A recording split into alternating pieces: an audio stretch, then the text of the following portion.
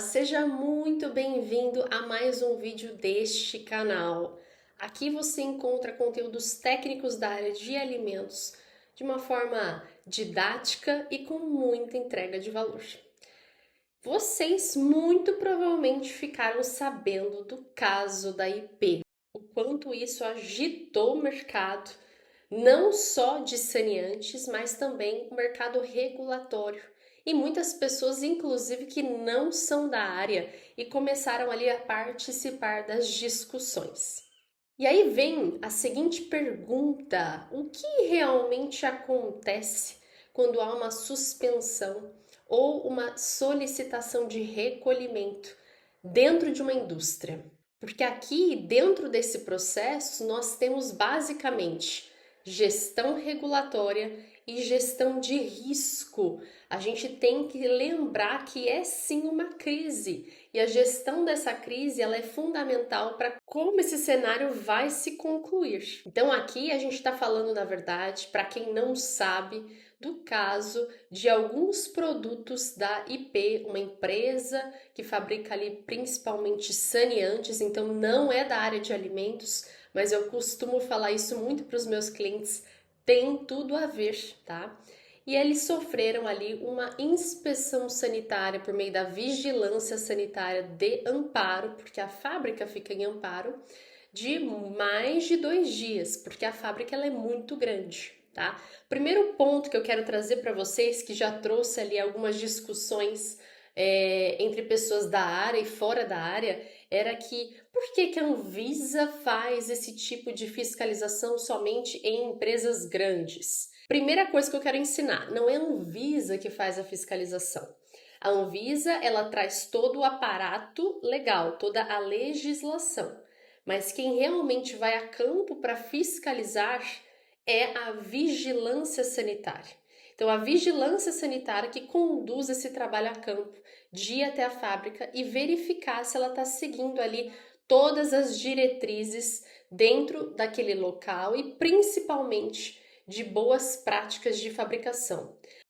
Para o caso da IP, nós estamos falando de boas práticas de fabricação de saneantes. Aqui, para o nosso caso, para o nosso universo, aplica-se boas práticas de fabricação de alimentos, tá? Isso, inclusive, pode se estender para alguns serviços de alimentação. Então, se você não é da área da indústria, por exemplo, a sua legislação de boas práticas já não é a mesma de uma indústria. Você muito provavelmente vai precisar aplicar boas práticas de manipulação, que é voltado para serviços de alimentação. Então esse é o primeiro ponto. Tirar da cabeça que é a Anvisa que foi lá fiscalizar. Negativo, isso não acontece.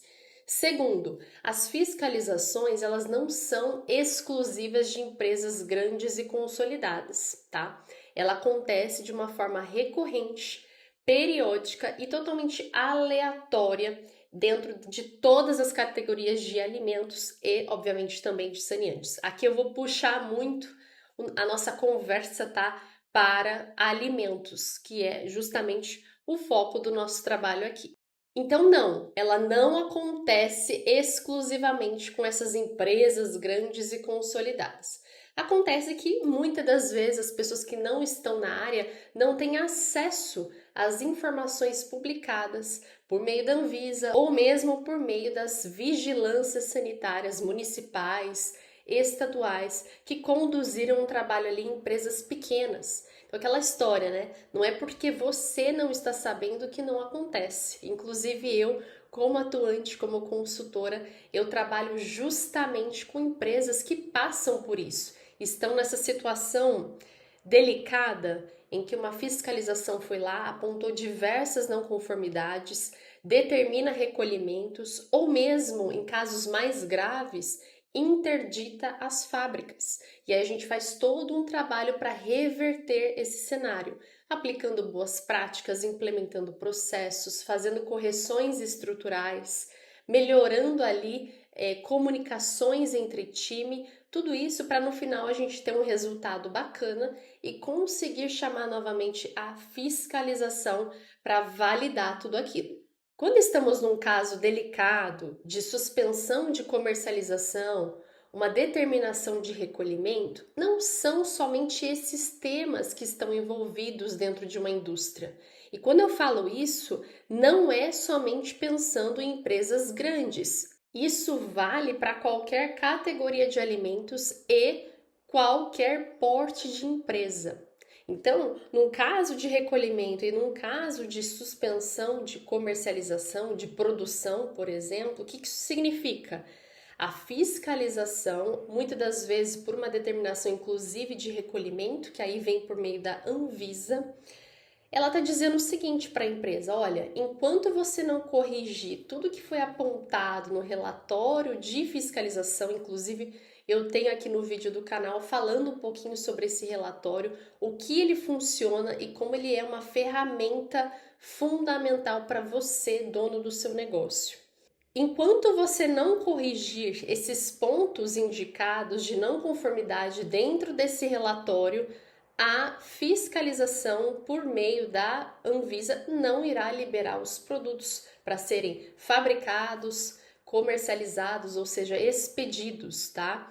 E além disso, o que já saiu ali da porta do seu estabelecimento para os clientes precisa devolver, que é justamente isso que está acontecendo lá com a IP. Ela está fazendo esse processo ao contrário, como se fosse uma logística reversa realmente.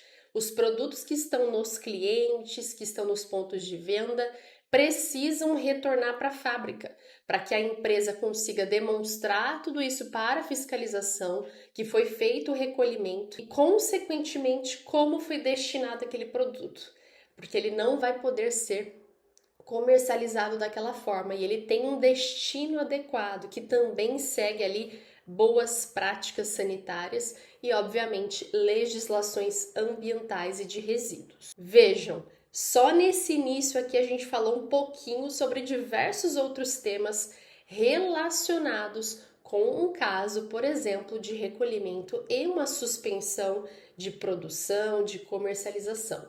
Então, quando a gente fala que o caso da IP, ela revela toda uma gestão regulatória, é justamente por isso. Porque a gestão regulatória é você saber exatamente como aplicar em cada processo, em cada etapa, boas práticas, seja ela de fabricação, seja ela de processos, seja ela regulatória.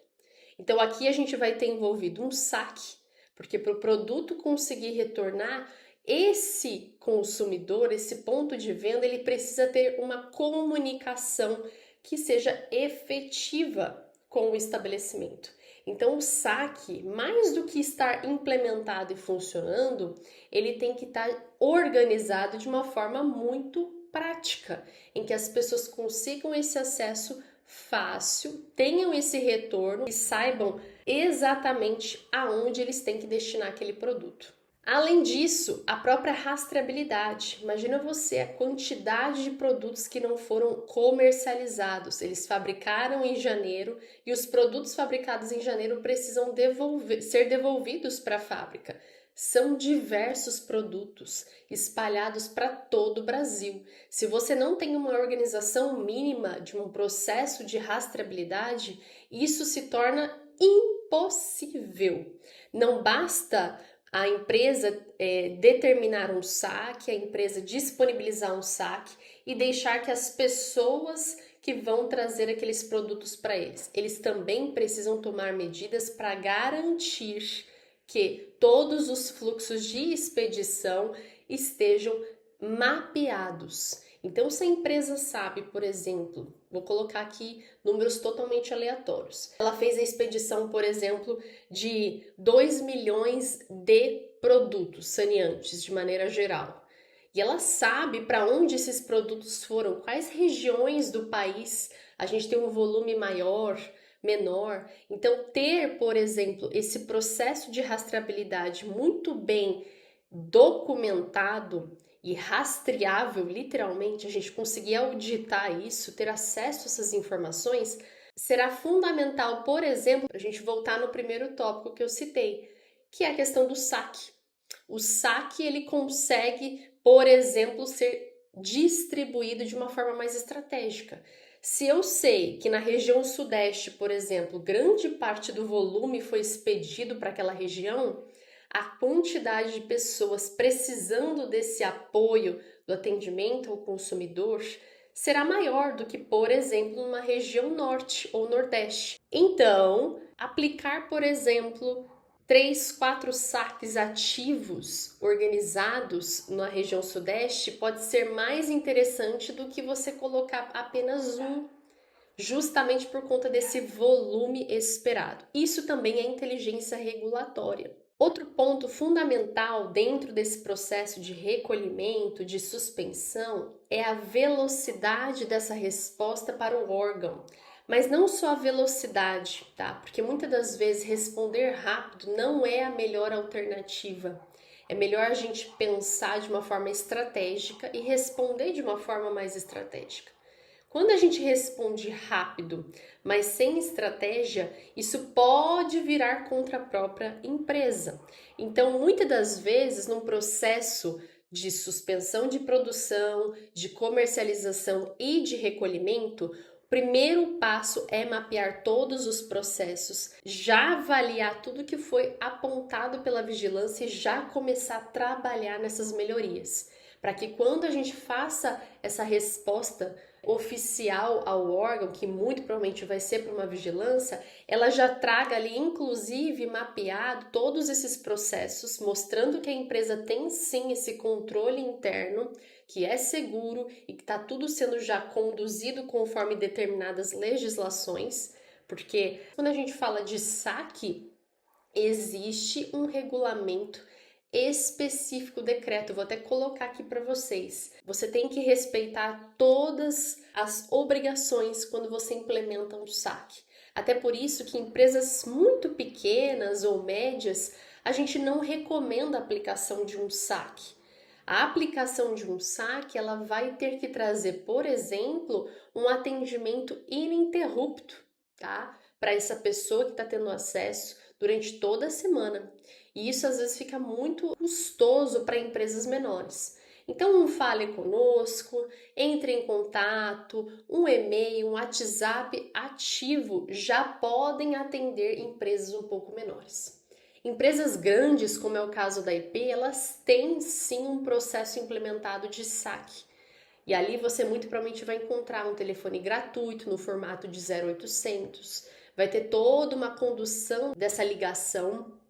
Assim como, se essa ligação cair, a empresa precisa retornar, tem um número de protocolo. Então, o formato, inclusive, do saque, ele é determinado por legislação.